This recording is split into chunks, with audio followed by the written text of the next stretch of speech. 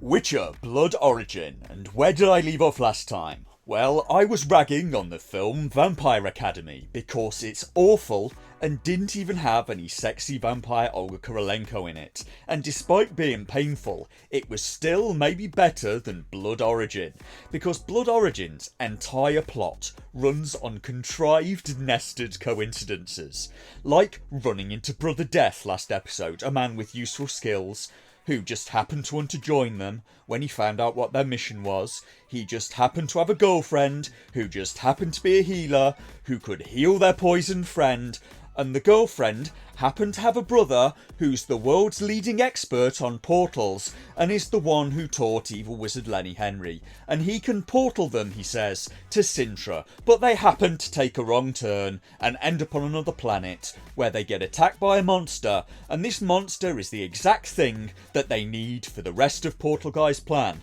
the plan to create a mutant monster using magic on one of their group in order to fight Lenny Henry's flying eye death laser hellbeast. And if to you that sounds like complete nonsense, the answer is yes. At first, Portal Guy wants to merge the beast's power with his own in order to gain its power. He needs the mighty power of that beast that the Larks group killed instantly with a portal. And the healer is unhappy with the whole mutant idea.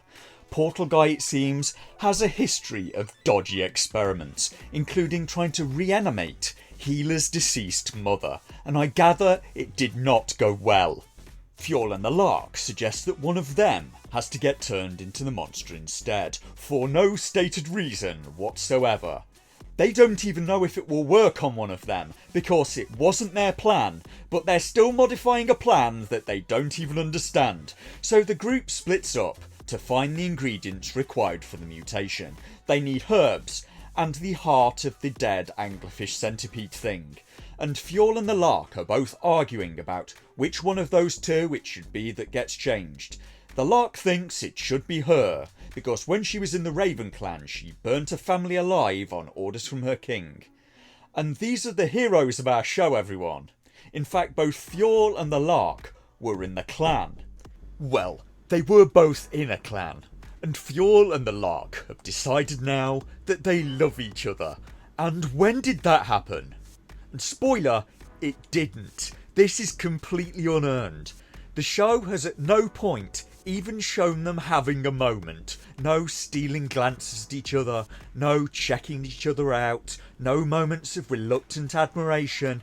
They were trying to end each other not so long ago, and now they're willing to die for each other on the basis of nothing.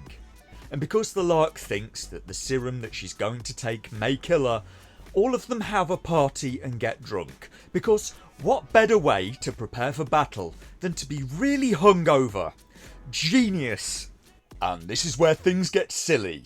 Well, sillier, you see, because Sian only agreed to come along after Fjord told her that he knew a secret way into Sintra and the palace, because otherwise an attack would be hopeless, and now she wants to know from him where the secret way in is. Fjord, now drunk, tells her that he was lying all along.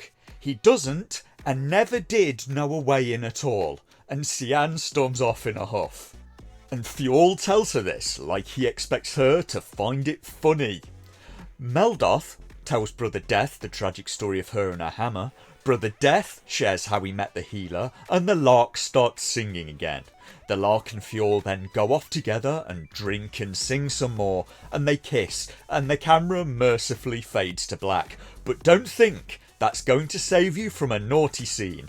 That, among other things, is coming later, so brace yourselves for some unappealing grinding while wearing cheap prosthetic Spock ears. The Lark wakes in the morning alone, and Fjord has taken her place and has taken the monster elixir, and they do it again. They just drop in lore terms while never explaining them, with lines like, as this trial of the grasses began to take its brutal toll on Fjord. The trial of the grasses is a step in making someone into a witcher. They take a load of special potions to make them more resilient and give them better reflexes, that sort of thing. It's done to young boys, and in the lore, it has a 30% survival rate. And here is where I really start to hate the show. It's a conversation between Meldoff and Brother Death, and the writers just straight up put their politics into the show. And it's intersectionalism again for a change.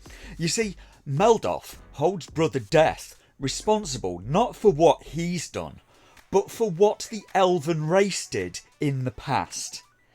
And I fundamentally disagree with this principle. The principle of holding an entire group responsible for the perceived wrongs of some is viewing people as collectives and not as individuals. And it's that thinking that the mustachioed Austrian painter used to justify attacks on the Jewish population of Europe.